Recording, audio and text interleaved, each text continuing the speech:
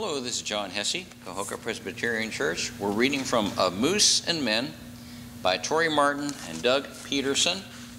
And we're reading a chapter entitled The Hypocrite in the Outhouse. I didn't like the way the mountain goat was eyeing me. 3 mountain goats had wandered in from Bird Creek Campground, and as camp host, it was my job to shoo them away. Mountain goats will eat anything in sight, because everything looks like a bag of cookies to them. So you don't want them in the camp chewing on hiking shoes and using tent ropes to floss their teeth. But as I began to wave my arms and make chewing sounds, one of the goats got very irritated. He was showing signs of dominance, head lowered, ears back. It was the kind of look I used to get from high school seniors who wanted to stuff me inside of a locker. That never happened, thankfully, probably because they knew I'd never fit. The goat sported a pair of wicked horns, so when he started to charge at me, I backed away, hands held out in defense. Suddenly, I was the one being shooed away. I looked around for any place I could run to for safety, but all I could see nearby was an outhouse. The mountain goat made another charge, and I backpedaled once again.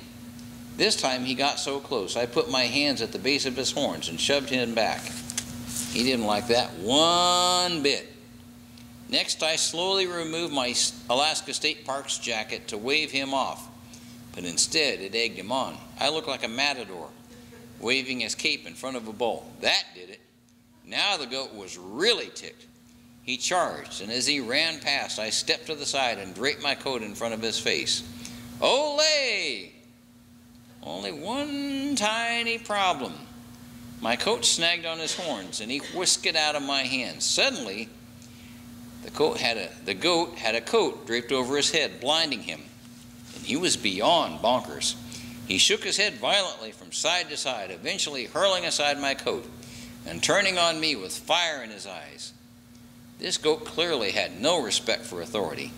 He couldn't have missed seeing the words Alaska State Parks emblazoned on the back of the coat. With my coat draped over his head, the words were right in front of him. After flinging aside the jacket, the goat faced me squarely and locked eyes on me, like a heat-seeking missile locking onto its target. This time I had no jacket to use as a matador's cape. When he charged again, I had no other choice. I made a mad dash for the outhouse, leaped inside and slammed the door shut just before the goat crashed headfirst against it. Bam!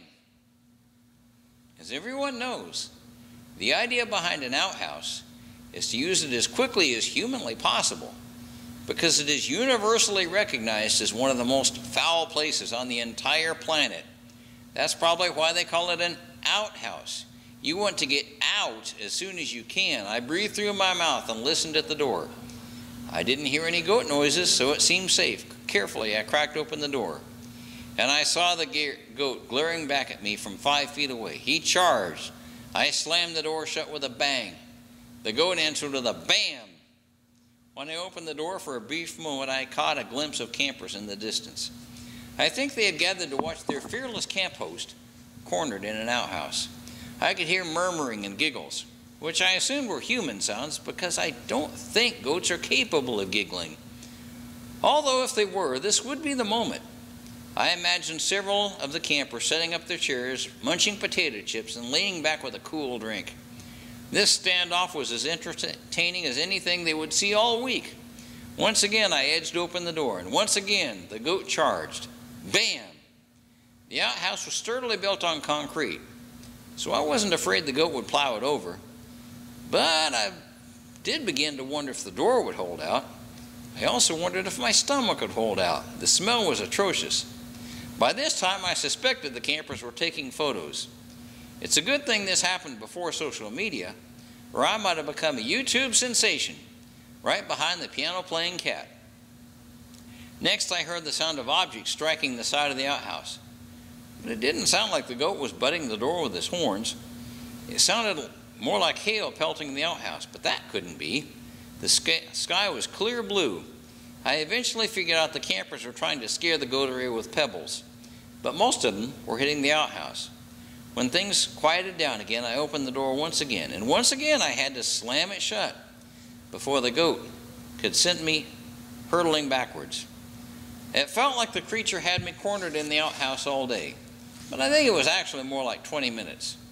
Now, every minute in an outhouse feels like an hour, so it's safe to say I spent the equivalent of 20 hours in there. Time truly is relative when you're stuck in such a purgatory. After 20 minutes dragged by, I checked again and saw the 3 goats were finally wandering away. The goat's 2 friends were probably telling him, "Man, you're a rock star. You own that camp house." I sheepishly, or goatishly, slipped from the outhouse and retrieved my jacket, which lay on the ground, and I saw that one of the goats had defecated on it. Like I said, I get no respect. I also didn't get much respect from the campers, who enjoyed every minute of my predicament.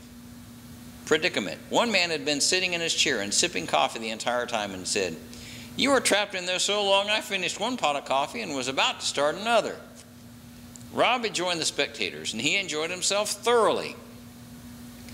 I vowed I would never again allow an animal to trap me in an outhouse, and it was a vow I kept for almost 6 weeks. I blamed my diet for my second run-in with ornery wildlife and my second run to the outhouse.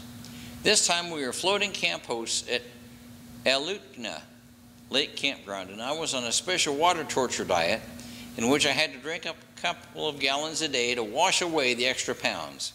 One inconvenient result was the constant urge to visit the nearest facility. However, one of the outhouses at Eklutna Lake had a serious problem.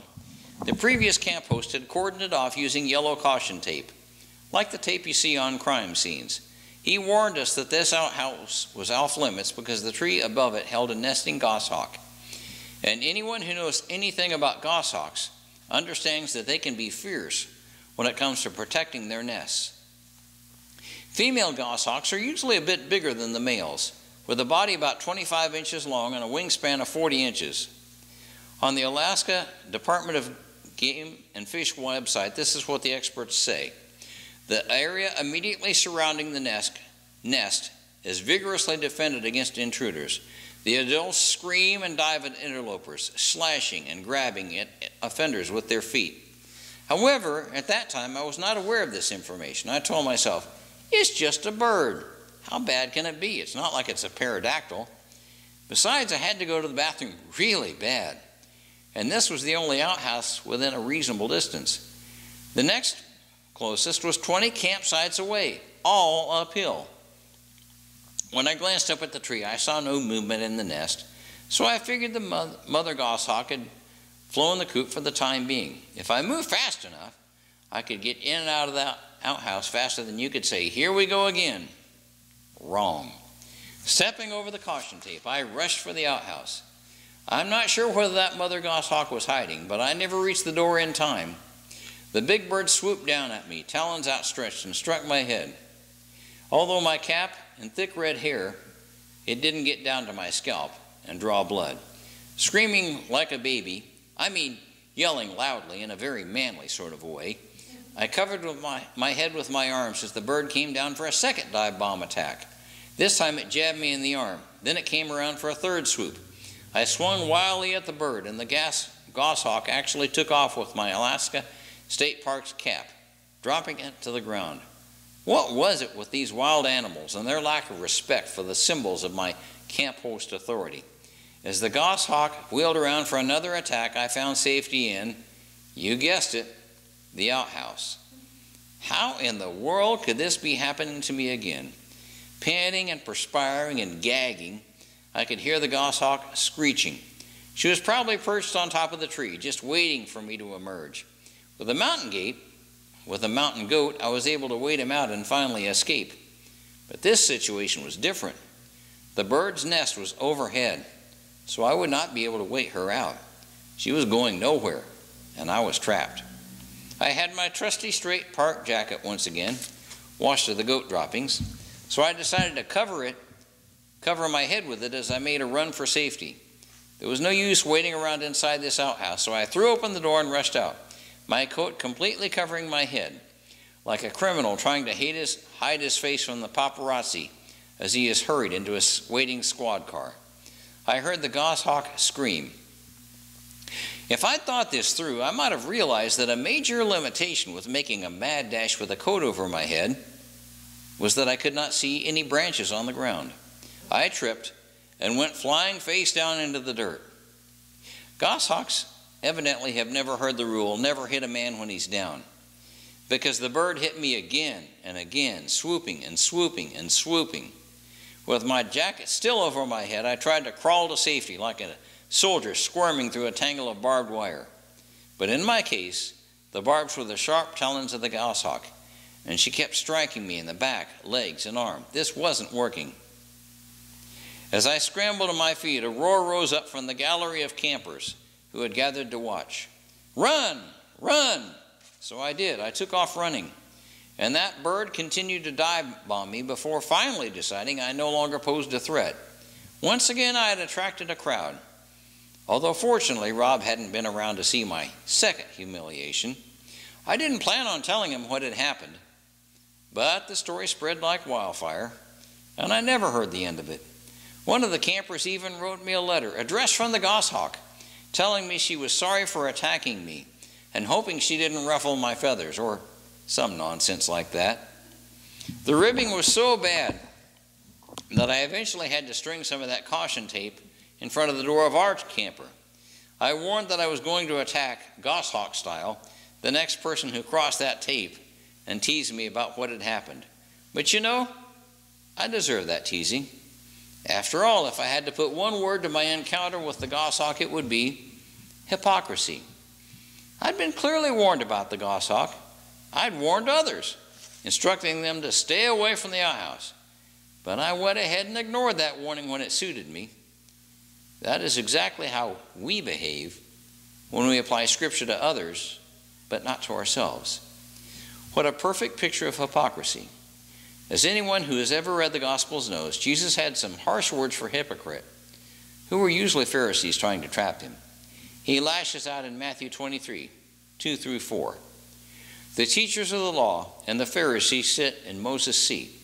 So you must be careful to do everything they tell you, but do not do what they do, for they do not practice what they preach. They tie up heavy, cumbersome loads and place them on other people's shoulders, but they themselves are not willing to lift a finger to move them. This is hypocrisy at its worst. We place burdens on others and expect them to live up to certain standards, but do not live by the same rules. We detest politicians who pass laws and then find ways to exempt themselves from those same laws. So why do we do it in our own lives? The image that Jesus uses is perfect. He talks about putting heavy loads on other people's back while we walk along gently, not lifting a finger to help. In the ancient world, there was actually a position known as the burden bearer. That was their job, carrying heavy loads on their backs, held in place with rope. If a burden ever became too heavy, the burden bearer could ask a passerby to help hold up the load for a moment so he could rest. Enlisting the aid of someone else was much easier than putting down the heavy load and lifting it up again. In the same way, we are called to share each other's burdens. We display our hypocrisy in all kinds of ways, but it usually comes back to the same principles. We expect others to carry a load that we're not willing to carry. We expect them to live by rules that we don't follow. We expect them to stay behind the caution tape, but we don't expect ourselves to do it. But when we cross that line, we do so at our own peril, because hypocrisy can come back to bite us. Come to think of it, hypocrisy can also headbutt us or swoop down on us. And if we're not careful, it might even snatch away our dignity, along with our Alaska State Parks hat. And thank you very much. Hope you enjoyed this story. God bless you. Bye.